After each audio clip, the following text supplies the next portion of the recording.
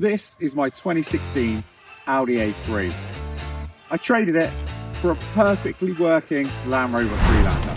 But in the last video, we did a lot of work to get it through its MOT and back on the road. The idea was to sell it to raise some quick cash to pay for some projects in the barn. But instead, when I got offered a straight swap for this Audi A3, I couldn't say no. So why would someone swap a 2016 Audi A3 for a 2009 Land Rover Freelander? Well, let's have a quick look and you might understand why. To start with, this thing had no MOT, and when I put it in, it failed. Then when we look at the front of the car, it's been bounced off a wall. That's right, the parking sensors did not save this car from stupidity. It clipped a wall, and not only has it dented the wing, it's also damaged the headlight. But it's not just the front of the car. The back bumper also has fell victim to the same idiot.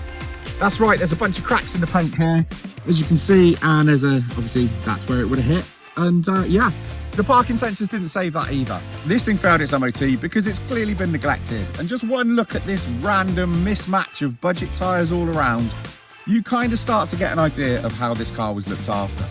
And that's right, it also is due a service. I think it's about 2,000 miles past its service date, so that needs to be done as well. The inside of the car was absolutely disgusting. In the last video, we spent a good amount of time trying to clean up the interior on this car to get all of that dog hair out. So it's safe to say that dog hair is now gone. Well, most of it. So with all of that in mind, the state of the interior, the neglected service schedule, the fact that it's an MOT failure, along with the accident damage on this car, would you have valued it at more than £4,000? Well, look, I think it was a reasonable trade. There's a lot of work to do on this car, but I think we can make some money in the end. And of course, the question then is, how far do we go with it?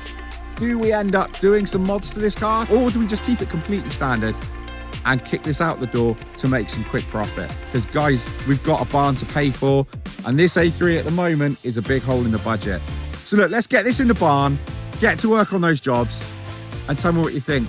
Sam's already over there, but if this is the type of content you like to watch, why don't you subscribe to the channel, like the video, and press the bell notification so you're notified next time we upload a video. So guys, give me 2 minutes and I'll see you in the barn. Now, one of the failures on this was the rear brake was binding. So typically you would wind the calipers back using a wind back tool. They're about £20, you can get them readily available. But because this has got an electronic handbrake, you can't just wind that handbrake back. You have to do it electronically. Now, normally that would put the average DIY mechanic off because you might have to go and buy a really expensive scanner to plug it in. So with that expense, you may as well just take it to a garage and get it done.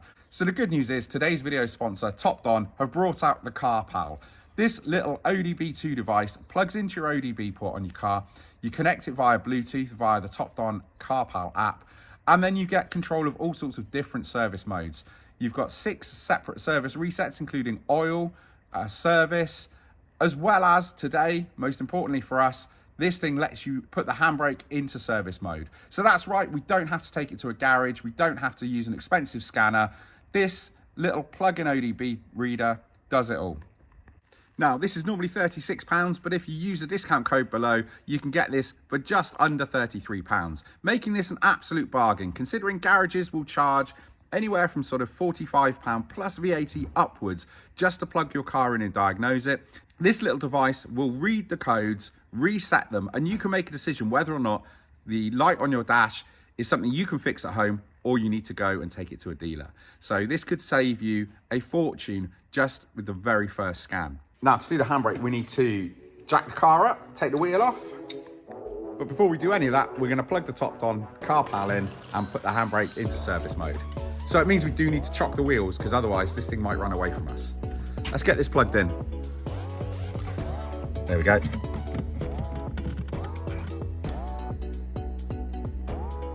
With it plugged into the car, we've selected the electronic parking brake reset. You've got a how-to guide there if you need it, but we're going to go straight ahead and get into it. So each step it talks you through what to do. We've connected it to a tender to keep the 12-volt battery fully topped up, so we've got no issues there. And then as we go through, you've got a couple of options here. Just follow what's on screen, and there you go. And now with the handbrake in service mode, we're going to take the wheel off, so we've got access to the caliper. And then it's just like changing a regular caliper. Right, so we've got the replacement rear caliper here. This was about £80 on eBay, so not a huge amount of money. It comes with a new retaining clip as well. So we'll get that put back in, two 7mm Allen keys to nip it back up, and fingers crossed, that's this brake sorted. It helps if you loosen this off when you've got the caliper slide bolts in, but hindsight is 20/20. It came off easy enough, so we'll wind that out, quickly swap the caliper over so we're not losing a load of fluid, nip it back up, and then we're going to need to top the reservoir up once it's all back together. So slide bolts back in, and with them in, nip them up with the Allen key so they're nice and tight, and you're good to go. And one last important thing we nearly forgot, you need to plug the electronic caliper back in. After all this, it would be a shame if we'd forgotten. So we're just double checking everything's tight before we reset the caliper and then bleed the brakes, and we're done. Okay, so now the rear caliper's done, we need to turn our attention to that headlight. The DRL failed because it had burnt out and was just kind of orange and nasty. So basically it just wasn't as bright as the other side. We've got a new headlight and we've got a new DRL unit to go in. Let's go to the front of the car and take that apart, and yeah, we'll see if we can't get all of these faults fixed. And we need to start with the bolts in the top of the headlight. You've got the 3 Torx bits, and then with that undone, we need to take the wheel off and make a start taking the arch liner out, because we need access to the back of the headlight, and that's the only way to do it. So we'll go underneath the car. Under here, we've got a bunch more, so this is why I was struggling. All right, here we go. Yeah, got a couple there, one in here. Hopefully with those off. There we go. We've got even more to take out underneath the car as well. So there is loads of bolts in here, and that's given us access to the back of the headlight and underneath the headlight as well. We've also got to take this clip off here. There's a little black plastic tab that the headlight clips into. It's easy if you just remove these Torx bolts, get that out of the way, and the headlight will come out nice and easy. Yeah, there we go. Easier than trying to wedge it out.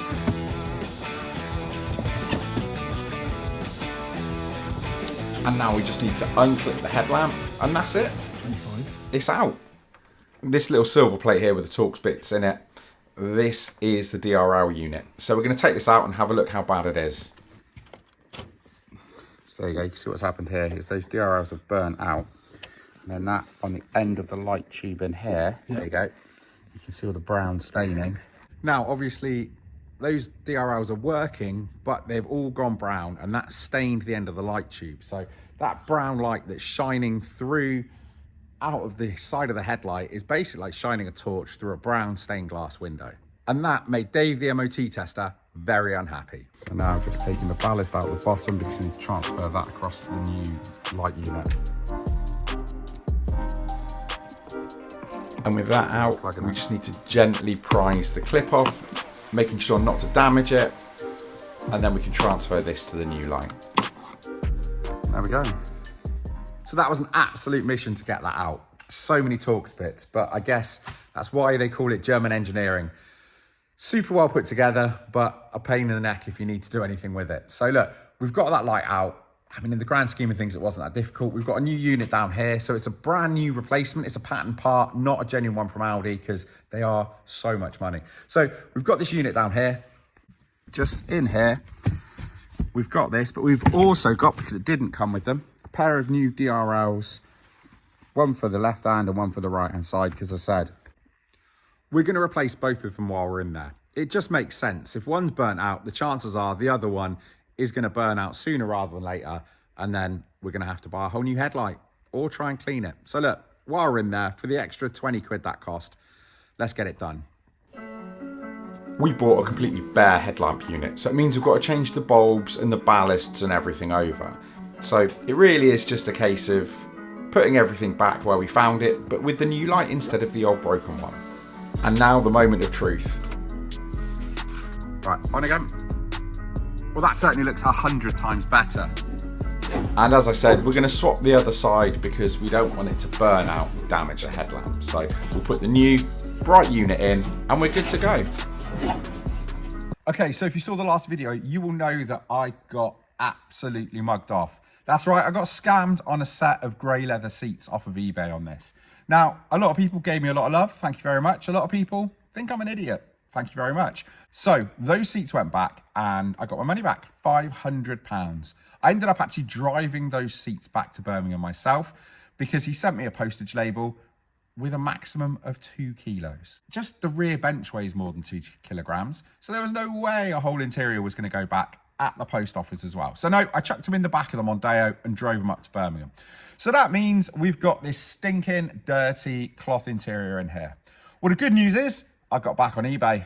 That's right, it didn't put me off, and I managed to track down a set of black leather seats for a bargain price of £350.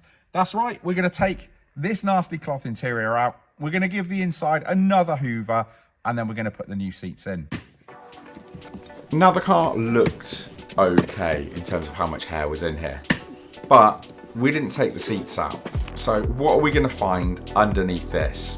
I mean, to be honest, after last time, I don't want to know. Unlike the front bumper, the interior is really easy to get out of these. So the rear bench, the bottom half just clips out and the seat backs are bolted in place. So with the seat backs folded down, you've got access to the Torx bits. Just wind those out and they just lift out. It couldn't be easier. Okay. You've got this electrical connector. I think this is for the seat belt to let it know it's plugged in. And then yeah, you just undo the bolt, lift it out. And then we just do the same again to pull the bench out, and that's the rear bench out. As for the front seats, there's a spline bolt on each corner of the runners. Buzz them out, and with the exception of the electrics, the seats will lift out. So take these out by tipping the seats backwards when the bolts are out, and then you've just got this umbilical you need to disconnect. You've got the green, red, yellow and black plugs to unplug from this flap in the carpet, and that all comes out with the seat. And with the driver's seat out, basically you just repeat the process for the passenger side. But we're going to change the armrest, so it means that we've got to start taking the center console apart. This is full of bolts and you need to basically strip it right down to take that center control unit out. And then you get access to the bolts underneath here, and with a bit of careful manipulation, you can kind of work it out. Now with the interior out, it's still full of hair. In the last video, we pulled so much hair out of this car, it's ridiculous. But do you know what? With the seats out, we can see that there is still loads in here. So it's time to go back in here with the hoover and finally get this car clean. With the seats out, you can see exactly how bad it is. All this was trapped between the runners and the center console. Obviously all of this just where you couldn't get access to. So with it out, we can finally get this car clean. With all of the dog hair finally gone from the inside of that A3, it's time to fit the new interior.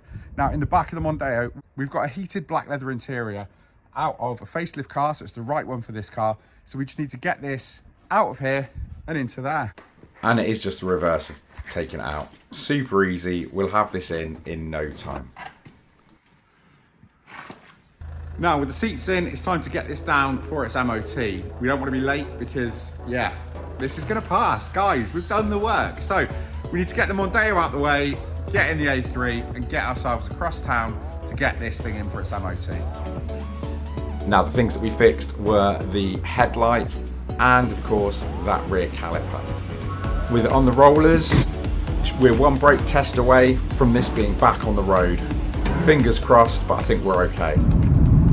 Well, there were no surprises. Because this failed before, we knew exactly what we needed to fix to get this Audi back on the road. So, well, I mean, this is a really nice place to be right now. And do you know what? I'm kind of sitting in here with all the toys and everything else thinking, do you know what?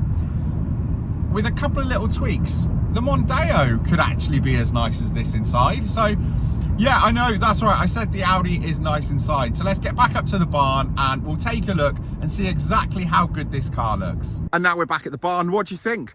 What a difference. The car's got an MOT, that's the most important thing, so it's legal. But we've obviously made some big changes to this car on the inside. And obviously, as our parents taught us, it's what's inside that counts. Well, inside here, we've got a leather interior. As you saw earlier, we threw out that nasty dog-stained cloth interior And we've gone for this S-Line heated leather interior that we picked up on eBay for £350. So for me, I think that's an absolute bargain. We've got to look at the exterior. That's right. As we know, this thing is not in the best of shape. So we've got this big scuff down the door where it was opened onto a wall. After cleaning the car, we can see that, well, it's not that bad. We could probably get this smart repaired and just get this done. I think it'd be about £350. And down here, we've got this scuff as well. So this front bumper's clearly seen better days. So I think we might need to probably get that whole front end painted. So that's going to put a big hole in the budget, but I think it's the right thing to do. And it's not going to be done in the barn. I think we're either going to have to get a smart repair done or maybe take a trip over to a friend's new workshop where he's got a paint booth and we might give it a go ourselves. That's right, I said it, we'll give it a go ourselves. And I know there are some people in the comments whose heads have just exploded. But guys, what's the worst that can happen? We cock it up and we have to take it to someone to get it redone. So why not just give it a go? Yeah, that's going to come in a later video. We're not going to do that today. So with that being said, we need to do an oil and filter service on this, and I'll take that in the barn and do it in a minute. But look, what do you think? We traded this for a Land Rover Freelander. That Freelander was probably worth about £4,000 by the time we'd done the repairs to it, but it only owed us £1,500. So does that make this a super cheap Audi A3? Wow, do you know what? I'm really happy so far. And I'm going to let Barn Wife drive this around for a little bit until we get some more parts to fit to this A3. Now the tyres on this, albeit legal, they're not the greatest. So we're going to get those swapped out pretty quickly because I don't want my missus driving around in a car with bad tyres. So that's next on the list to be done pretty quickly. Got a couple of ideas. Do I just fit a set of rain sports all round on these standard wheels, or do we upgrade the wheels and go for maybe some 18s or even some 19s, spend a little bit extra and get some nice tyres on some bigger wheels? Because I mean, these are okay, but if we're going to change them, let's upgrade them. So we're going to get the wheels and tyres done. Then there's this bodywork. But look guys, we couldn't have done the mechanical work on the rear brakes without our sponsor Topped On, so big shout out to them. There's a link down in the description with a discount code to get yourself some money off the car, pal. It's a great bit of kit and I'm sure we're going to use it again on some other cars in the barn, so I'm sure we'll be seeing that little scanner again. But guys, tell me what you think. Was this a worthwhile deal? I'm glad you came along with me so far. Remember to like the video, subscribe to the channel and press the bell notification so you know when we upload the next video on this A3. But next up, I think we're going to do some work on our budget Mondeo, because that is a great little car, and after driving this and dailying the Mondeo, I think there's some work I need to do to get it up to modern standards. So guys, thanks ever so much for watching, and I'll see you on the next one.